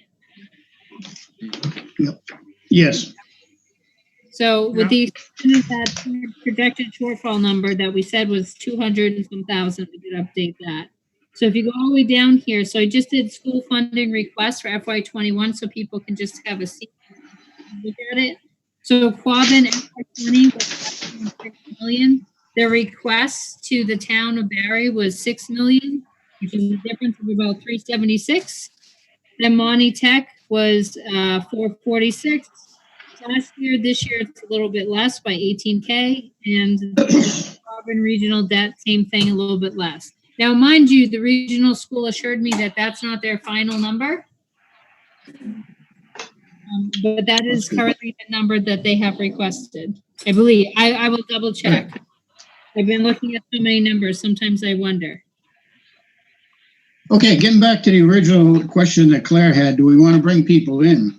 It seems like, I mean, you've reduced the police budget or you've level funded it. I don't know if you've discussed that with the chief or not, and the same with the fire department. So we should probably have those people in anyway, for sure. Yeah. We're going to reduce their budget. Yeah. Those are the ones, I wanted to see which ones that we would need to talk to see. The big ones, and they've got the big Heather, right. Heather, you haven't discussed with the police chief or the fire chief these changes, right? No, so we just did this a little while ago. I have been I have been alluding to all of the departments that this is something that was possibly coming. We did talk at the emergency management meeting on Wednesday, which was the police chief and the fire chief, about this being a possibility. I did mention with the meeting with all employees again this week, which is probably why Carol's tuning in. I knew that meeting was this week. These are some discussions that could possibly affect the departments. I think it's a good idea to have a couple conversations with each of the departments. One of the problems we're running if we pursue level funding, if it's a really big department, it will probably affect them, and it will affect them, but it may not affect them as much as it would a small department. Where if you say level funding, if you keep all the salaries the same, it won't affect them per se as much. But if you allow people to increase salaries, and I think there's going to be, some debate over that, then what you're going to have is if you have a small department that's only, $20,000, currently $18,000 in salaries, then either they're taking a really hard hit on their expenses and not able to function, or there's a possibility of reduction of hours. So that's just something that I think FinCom needs to keep in mind. The other thing to keep in mind is you do have free cash and operating stabilization. So to some extent, if it was something that, FinCom, the select board wanted to pursue, we could look at some offset. Free cash generally shouldn't be used to balance a budget, but at the same point, we're kind of in unprecedented times. Let's look at something like that. Okay. So who are we going to bring in to be at our next meeting, which was yet to be determined? Should we maybe go with the police? Yeah. Take one at a time so we can talk to them. And that was on my Sounds good to me. next thing was when we would have a next meeting. Because we're going to Right. have to have quite a few to catch up. Yep. Is next Thursday okay with everybody? Why not? 30th. Yep. 30th. Is that the date? Yeah. Okay. And we'll have the police chief, Yes. if he has cable.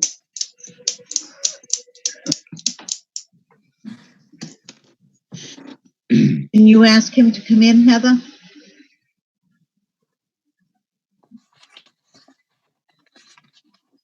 Yes, sorry, my battery was just telling me it was running low.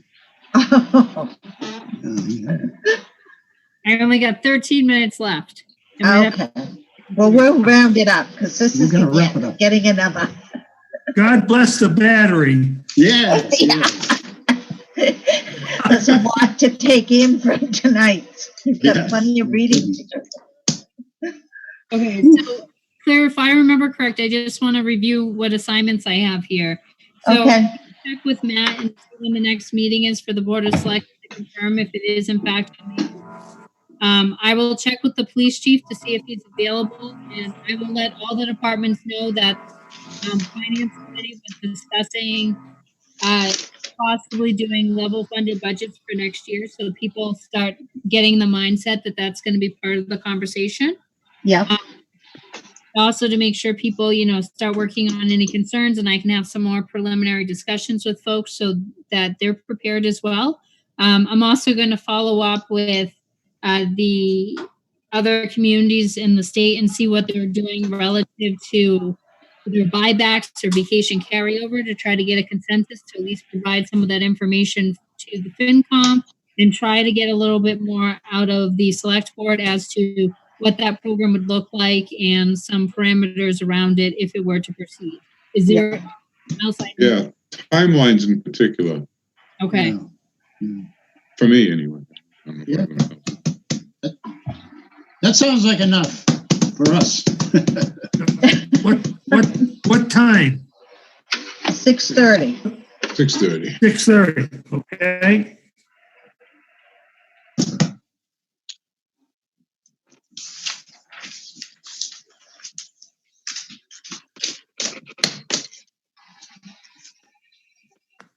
I'm just waiting for your motion, guys. I was Does anybody else have any other questions or anything they're wondering about? Not for now. No? Okay. Make a motion, we adjourn. Make a motion. Second. Adjourn. Yes. Somebody's Did battery's somebody going make dead. a motion? I did. Yeah. Make And a who motion seconded to it? adjourn. I did. All in favor? Aye. Aye. Aye. Aye. Aye. Aye. Aye. So we'll right. see you all next Thursday.